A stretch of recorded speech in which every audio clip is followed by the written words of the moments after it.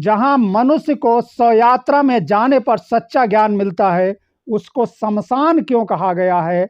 आज नैतिक जिम्मेदारी को लोग भूलकर निज स्वार्थवश वह सब करने लगे हैं जो नहीं करना चाहिए। यहाँ तक कि जमीन, कुर्सी और चंद पैसे के लालच में लोग हत्या और दुष्कर्म, अत्याचार, अन्याय जैसे घृणित कार्य करने में संकोच नहीं कर रहे हैं। नैतिक जिम्मेदारी का पाठ पढ़ाने के लिए दिल्ली विश्वविद्यालय के कॉलेज में भगवत गीता पर सर्टिफिकेट कोर्स शुरू किया गया है। बता दें कि डीयू के रामानुज कॉलेज ने फैकल्टी सदस्यों और शोधार्थियों के लिए भगवत गीता पर आधारित सर्टिफिकेट कोर्स शुरू किया गया है। कॉलेज द्वारा जारी कॉन्सेप्ट नोट में कहा गया है कि इससे जुड़कर प्रतिभागी न केवल आध्यात्मिक समझ को समृद्ध करेंगे, बल्कि देश की सांस्कृतिक और दार्शनिक विरासत से भी परिचित होंगे। श्रीमद् भागवत गीता के पवित्र छंद प्रत्येक मनुष्य के जीवन में युगांतरकारी परिवर्तन करने में सक्षम है।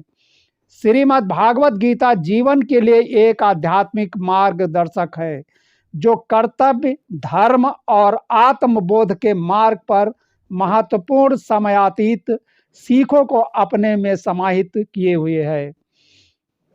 कॉलेज द्वारा जारी एक कॉन्सेप्ट नोट के अनुसार चयनित व्याख्यानों में अर्जुन विषाद योग, सांख्य योग, कर्म योग, ज्ञान योग, कर्म संन्यास योग, ध्यान योग, विज्ञान योग, अक्षर पर ब्रह्म योग, राज विद्या योग, विभूति योग, विश्वरूप संदर्शन योग, भक्ति योग और मोक्ष संन्यास योग शामिल हैं। डीयू अकादमी परिषद एसी की सदस्य माया जान ने रिफ्रेशर पाठ्यक्रम शिक्षकों के पढ़ाने के लिए क्षमता बढ़ाने के लिहाज से डिजाइन करने के बजाय हिंदुत्व विचारधारा को बढ़ावा देने के लिए आयोजित किए जा रहे हैं, ऐसी उनकी प्रतिक्रिया है।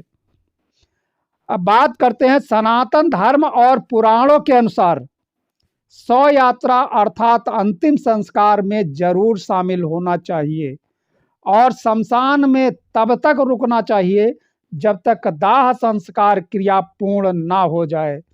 मनुष्य को 3 जगह सही मायने में ज्ञान प्राप्त होता है। पहला ज्ञान गर्भ में और दूसरा रति में, तीसरा शमशान में। इसीलिए बताया गया है कि जो दाह संस्कार में 3-4 घंटे लगते हैं, उतने समय वहाँ शमशान में रुकना चाहिए, क्योंकि इतने समय मनुष्य को भूख, प्यास और नशा के साथ ही माया, मोह सब कुछ भुला देता है और उसको आभास होता है कि संसार में कुछ भी नहीं है, यह मृत्यु लोक है, सब कुछ नश्वर है, एक दिन हर इंसान को यहाँ आना है और इसी तरह मुट्ठी भर राख में बदल जाना है।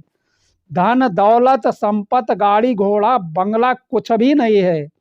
यदि हर इंसान इस सत्य को समझ ले तो वह अनैतिक कार्य नहीं करेगा। इसी को सच्चा ज्ञान कहते हैं और सनातन धर्म भी। इंसान की आस्था कुछ भी हो सकती है, लेकिन पत्थर और मंदिर की पूजा करने से कुछ भी हासिल होने वाला नहीं है। जब वो इंसान और मानवता का पुजारी हो जाएगा, सही मायने में उसका मानव अवतार सार्थक हो गया और वो सही मन में धार्मिक है। ये हमको भी कई नेता मंत्रियों को अंतिम संस्कार में जाने का मौका मिला और उनमें से खासकर जो सांसद उत्तर प्रदेश के मुख्यमंत्री और मध्य प्रदेश के राज्यपाल रहे, उनके अंतिम संस्कार में गए, जहां पर हमने बुद्धिमान लोगों से पूछा कि भैया यह बताओ इसको शमशान क्यों कहा गया है। इनमें से कुछ लोग अपने अपने अनुसार जवाब दिए, लेकिन हमने जो जवाब दिया था उसको आप जरूर विचार कीजिए और देखिए कि ये सही है या इसमें कुछ संशय है। जो भी हो हमें कमेंट करके ज़रूर लिखें। हमारा जवाब था कि यहाँ पर पूर्व मुख्यमंत्री और राज्यपाल का हेलीकॉप्टर नहीं आया है और ना ही उनको कोई अलग से कपड़ा मिला है। ना अलग से बांस मिले हैं, ना ही अलग से कोई मंत्र मिलेंगे। वही दाह संस्कार की प्रक्रिया जो एक गरीब की होती है, वही मुख्यमंत्री हो या फिर प्रधानमंत्री हो या राज्यपाल हो या कोई बड़ा अधिकारी हो, सबके लिए एक जैसी होती है। अर्थात कहने का मतलब ये था कि यहाँ पर सबकी शान बराबर हो गई है, इसीलिए इसको शमशान कहा गया है। श्रीमद् भागवत गीता जो कि भगवान श्री कृष्ण के मुखार बिंदु से समाज को मिली है, और न्यायालय में गवाही के पहले भागवत गीता की शपथ दिलाई जाती है। रामचरितमानस और श्रीमद् भागवत गीता में कर्म को ही प्रधान बताया गया है।